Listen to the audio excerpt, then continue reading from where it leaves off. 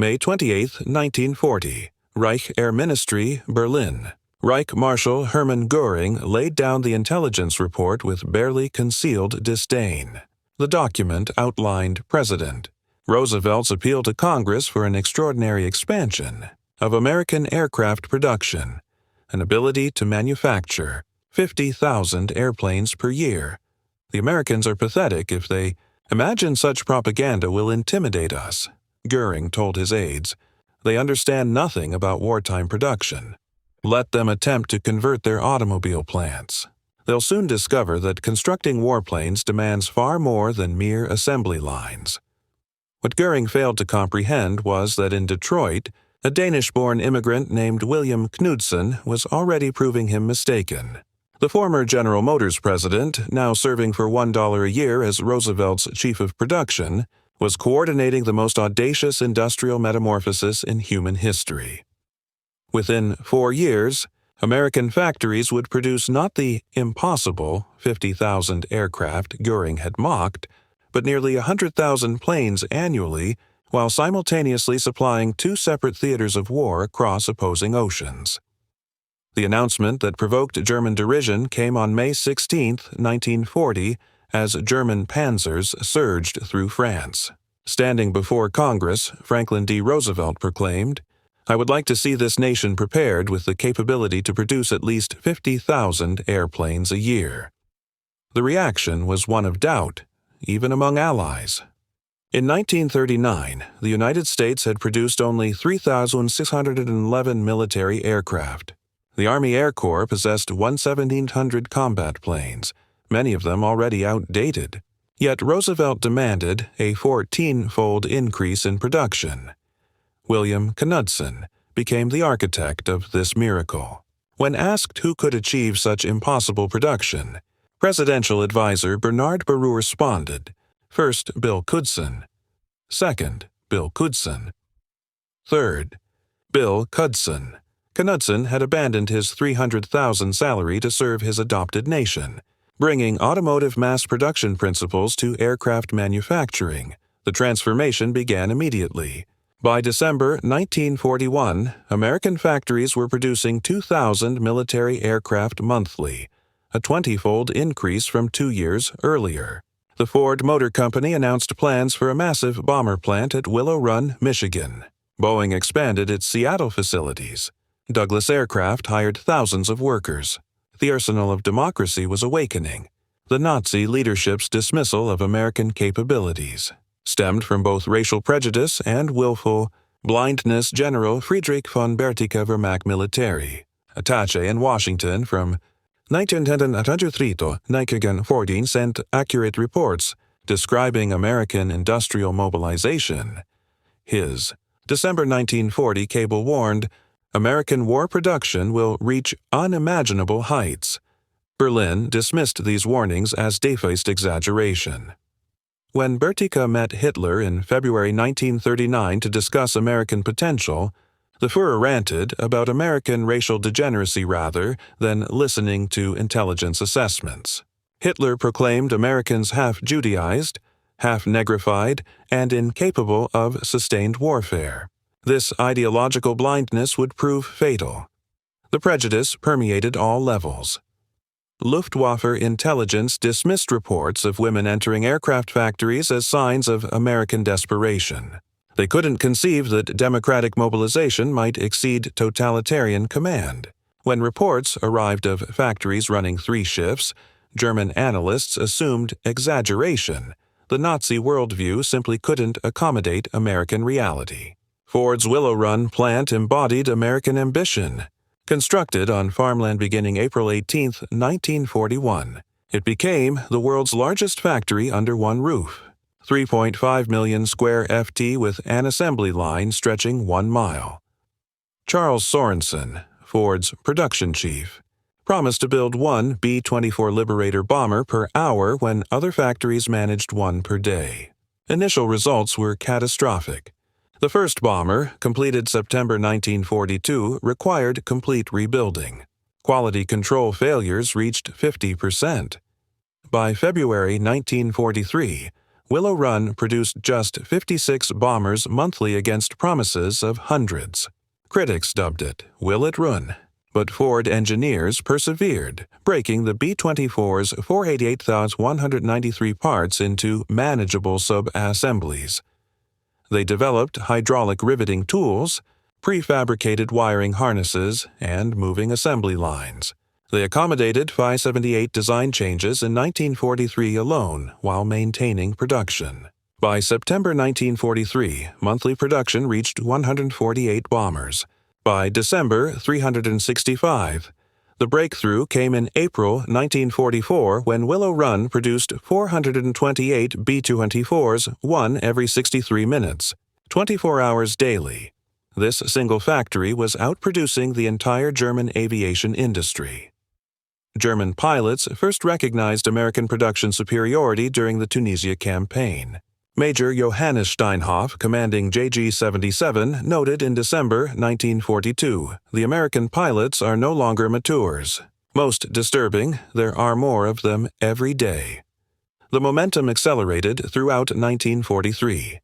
On January 27th, the first American air raid on Germany itself took place.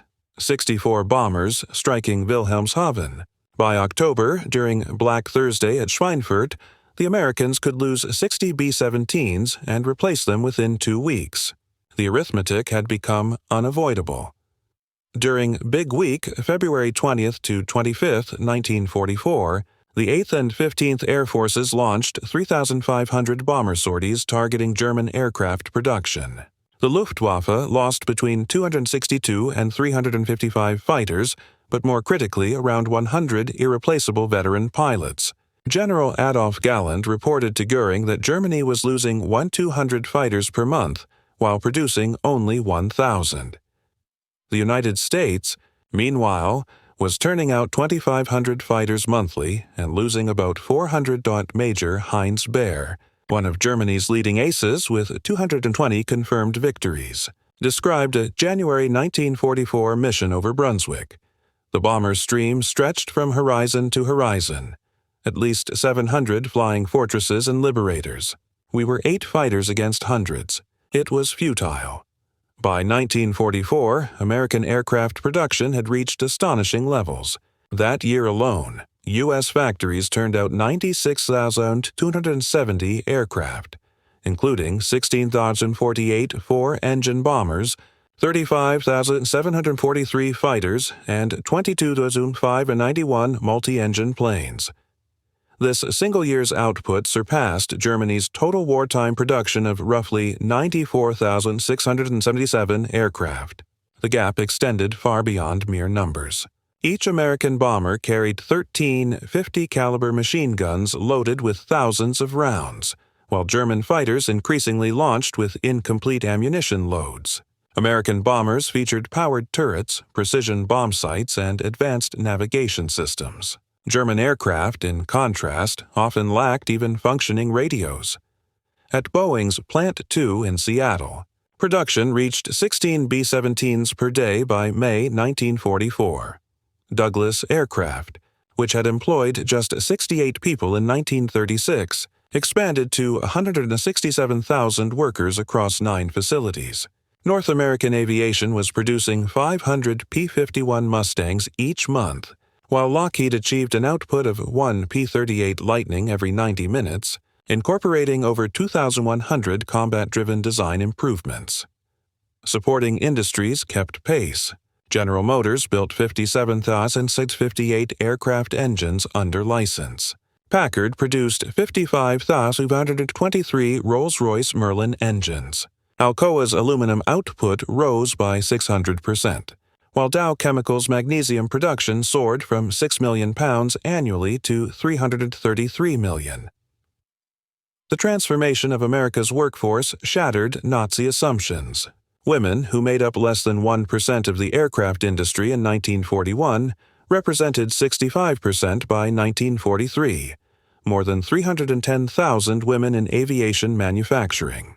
At Douglas Long Beach, 22,380 of 41,620 employees were women. Rose Will Monroe, the real-life Rosie the Riveter, drove 3,000 rivets per shift at Willow Run with 99.5% accuracy. 9.5% accuracy. Women inspectors at Douglas reduced defect rates from 3.2 to 0.3%. Ford redesigned tools for smaller hands, inadvertently improving efficiency. Lighter pneumatic tools reduced fatigue, while better positioned workstations decreased injuries. German intelligence interpreted female employment as desperation. A captured Luftwaffe report dismissed these workers as temporary, predicting quality collapse. Instead, precision improved. Women excelled at detailed work. Wiring, instruments, inspection. Their integration represented democratic strength, not weakness. As American production soared, Germany retreated into fantasy. Göring authorized the Jaeger program in February 1944, dispersing production into 729 underground facilities using slave labor. The middle complex employed 60,000 prisoners in horrific conditions, with 20,000 dying. These underground factories produced more defects than aircraft. Slave labor sabotaged components. Transportation between dispersed facilities caused delays. Quality control collapsed. The entire middlework complex produced fewer engines monthly than Ford's single Chicago plant. Meanwhile, American innovation accelerated. Bing developed modular B-29 construction. Across 4 facilities with completely interchangeable parts, the pressurized B-29 costing $65,000 each. Incorporated technology Germany couldn't match in prototypes. By early 1945, America was producing 100 B-29s monthly. June 6, 1944 demonstrated the culmination of American production. The invasion employed 11,590 Allied aircraft against 319 German sorties, a 36-to-1 superiority. This wasn't tactical advantage, but industrial annihilation. Between January and May 1944, preparatory bombing dropped 145,000 tons in German targets, exceeding all German bombing of Britain throughout the war. Transport aircraft delivered 3 airborne divisions in one day, using more planes than Germany's entire transport fleet ever possessed. By December 1944, single raids involved 1,200 bombers escorted by 900 fighters. P-51 Mustangs possessed range to reach Poland, performance to match any opponent, and existed in quantities making losses irrelevant. German pilots called them Indians, swarming everywhere simultaneously. As defeat approached, even Nazi leadership acknowledged the production catastrophe. In December 1944, Goebbels wrote in his diary, "Göring promises about Luftwaffe superiority now seem criminal delusions. We fight the world's greatest industrial power with rhetoric." RML told his staff before D-Day, "The Americans can lose 10 tanks for everyone we destroy and still overwhelm us. When they land, they will come with such material superiority that no position can hold." Even Hitler admitted to Scherer in January 1945, "We should have listened to Bertika's reports. Their industrial potential was decisive. While we built hundreds, they built tens of thousands." Albert Scharr later testified that American bombing reduced German production by 35% for tanks, 31% for aircraft, and 42% for trucks. He stated unequivocally the American attacks, which followed a definite system of assault on industrial targets, caused the breakdown of German armaments. Germany's M262 jet fighter operational mid-1944 represented genuine innovation. 100 mph faster than any Allied fighter. Hitler and Göring believed this wonder weapon could restore air superiority despite numerical inferiority, but Germany produced just 1,430 Mi-62s total with never more than 200 operational simultaneously engines, required overhaul every 10 hours. Critical materials were unavailable, forcing inferior substitutions. America, meanwhile, had begun jet development in 1942. While the Bell P-59 proved inferior to German jets, Lockheed's P-80 Shooting Star, superior to any German jet, entered production before war's end. American industrial depth allowed simultaneous pursuit of multiple technologies, a luxury Germany couldn't afford. The contrast epitomized the production war's outcome. Germany's technological superiority in jets meant nothing against America's ability to produce thousands of conventional fighters while simultaneously developing next-generation aircraft. Quality without quantity proved worthless in total war. Hermann Göring's arrest on May 8, 1945 by elements of the U.S. 36th Infantry Division marked the beginning of his confrontation with reality. Initially defiant at the interrogation facility in Augsburg, he maintained German technology had been superior, overcome only by numbers. His subsequent transfer to Camp Ashkan in Luxembourg, the dedicated facility for high-ranking Nazi prisoners, brought intensive interrogation. In July 1945, Major Kenneth Heckler conducted extensive interviews documenting Göring's evolving recognition of American industrial superiority. "I knew American industrial potential was great," Göring admitted to Heckler, "but the execution exceeded my worst fears. That single factory at Willow Run produced more aircraft than our entire bomber force at peak. It was incomprehensible." He expressed particular astonishment at American logistics. "Your ability to supply forces across 2 oceans while maintaining domestic production. This was beyond our conception. We couldn't adequately supply forces 500 mi from Germany. You supplied armies 5,000 mi from America." During his trial at Nuremberg, prosecutors presented Göring with overwhelming evidence of American production superiority. Charts showed America producing more aircraft monthly by 1944 than Germany managed annually. Films of Willow Run's assembly lines played, while prosecutors listed German cities destroyed by bombers from that single factory. Göring's March 14, 1946. Testimony revealed his struggle to comprehend the scale. "I believed the economic and technical potential of the United States to be unusually great, particularly the Air Force. But I never imagined they could increase aircraft production 100-fold in 4 years. Such growth seemed physically impossible." Prison psychologist G.M. Gilbert documented Göring's obsession with production statistics. He repeatedly calculated ratios, comparing single American factories to entire German production. He seemed particularly fixated on Willow Run, calling it "that damned factory that broke our backs." When shown that America had produced 112, 215 aircraft engines versus Germany's 675, Göring simply stared at the figure's insolence. The mathematical reality of defeat was undeniable. The transformation's scope remains staggering even today. From 3611 military aircraft in 1940, America produced 295,959 by war's end, 97,810 bombers, 99,465 fighters, 98,684 others. This represented not just quantity, but systemic superiority in every aspect of production. Million Americans worked in aircraft production at peak, including unprecedented diversity. Women, African Americans, Mexican Americans, Native Americans, disabled workers, teenagers, and elderly citizens. This democratic mobilization achieved what totalitarian command could not. Voluntary. Cooperation that exceeded forced labor's output by every metric. The workforce that entered factories in 1941, knowing nothing about aircraft, emerged in 1945 as the world's most skilled aviation workers. They didn't just build planes, they revolutionized manufacturing itself. Statistical quality control developed for bomber production became standard industrial practice. Worldwide automation principles pioneered. At Willow Run transformed. Global manufacturing, the engineers who designed bomber assembly lines would design the Saturn V rocket.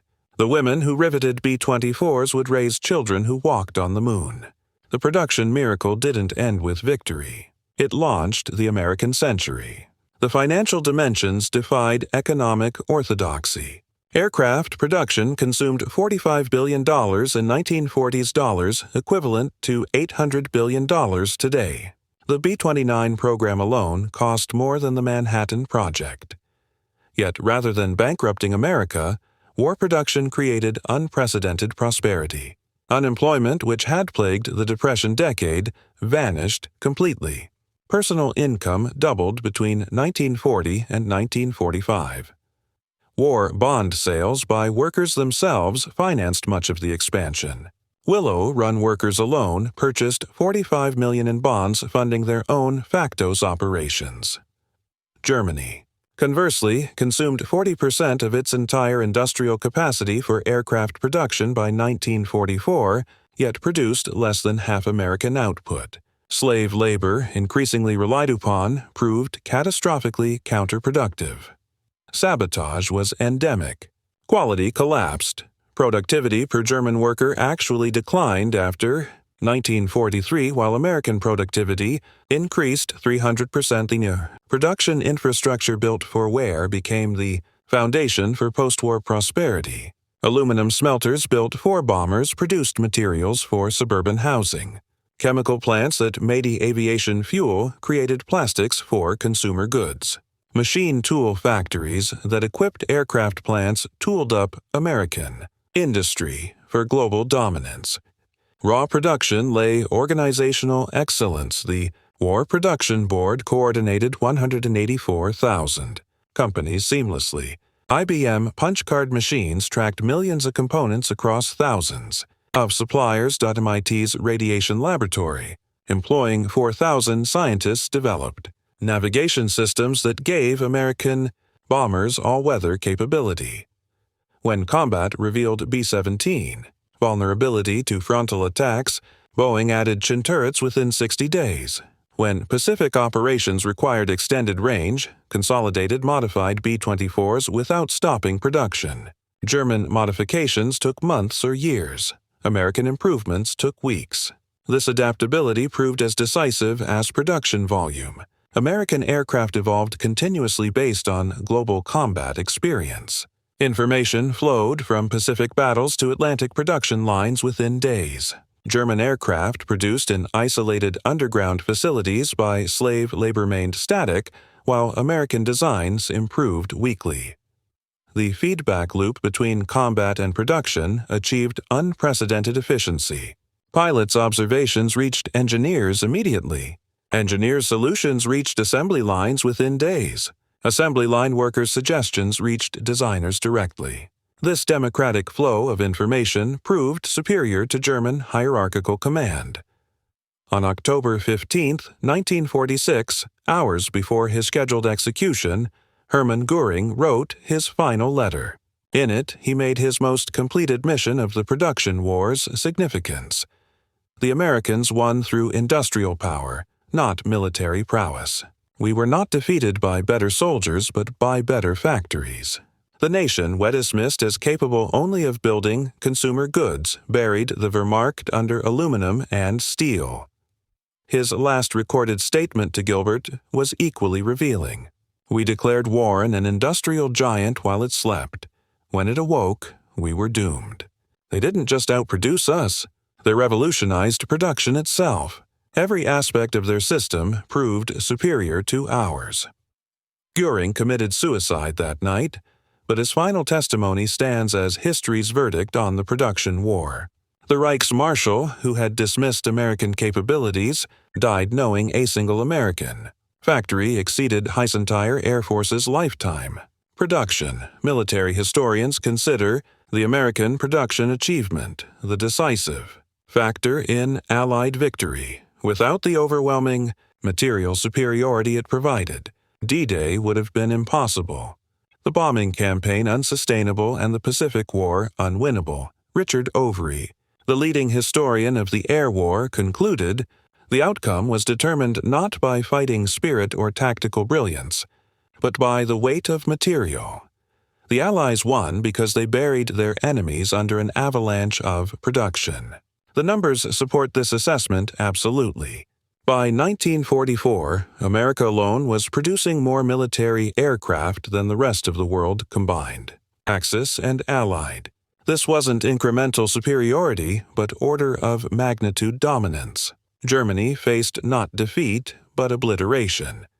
Yet the production miracle's significance transcended military victory. It proved democracy's superiority to dictatorship, freedom's advantage over tyranny, voluntary cooperation's strength over forced obedience. The workers who achieved this transformation weren't slaves or conscripts, but free citizens united in common purpose.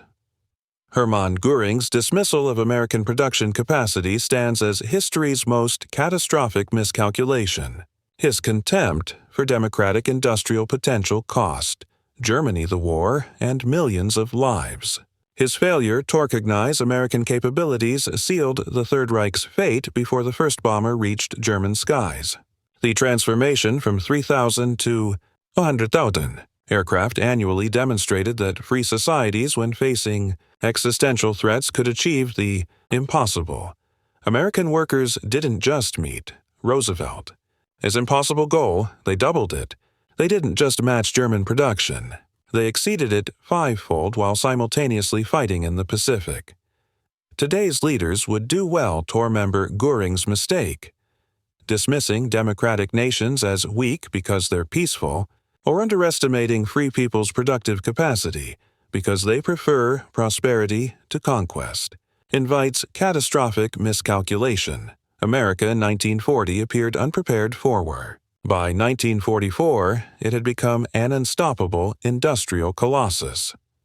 The arsenal of democracy proved that production lines could be as decisive as front lines, that assembly workers could be as crucial as soldiers, that industrial mobilization could determine victory as surely as military strategy.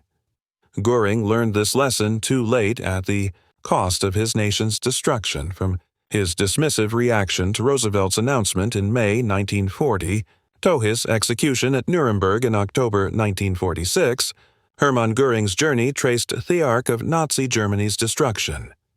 His contempt for American production became the epitaph for the Third Reich, a regime that confused ideology with capability, that mistook tyranny for strength, that believed racial mythology could overcome industrial mathematics. The Reich's marshal, who dismissed American aircraft production, died knowing that American factories had produced more planes in 1944 alone than Germany managed throughout the entire war. His mockery of democratic industrial capacity became history's most expensive joke, paid for in the currency of total defeat. America produced 295 959 military aircraft. Germany produced 677. But the true triumph lay not in sheer numbers, but in method, in the proof that free men and women could outproduce slaves, that democratic cooperation could surpass totalitarian control, and that a nation of immigrants and diverse citizens could unite to accomplish the impossible. The B-24 bombers rolling off. Willow Run's assembly line every 63 minutes were more than just machines. They were democracy's reply to tyranny. Each rivet was driven by a woman who had been a homemaker only months earlier. Each engine was built by a teenager who had left high school to serve the nation. Each wing was assembled by workers who had escaped poverty and prejudice. Together, they proved that free people, when bound by a just cause, could bury oppression beneath an avalanche of production. Hermann Göring once mocked the idea of America building 50,000 planes a year. The United States answered by producing twice that number, reshaping the course of global history in the process. His derisive laughter became, through time, the echo of catastrophic misjudgment, the fatal underestimation of the arsenal of democracy by a man who understood neither liberty nor industry. In the end, both democracy and production buried him, and everything he stood for, beneath 300,000 aircraft, turning his scorn into history's most absolute defeat.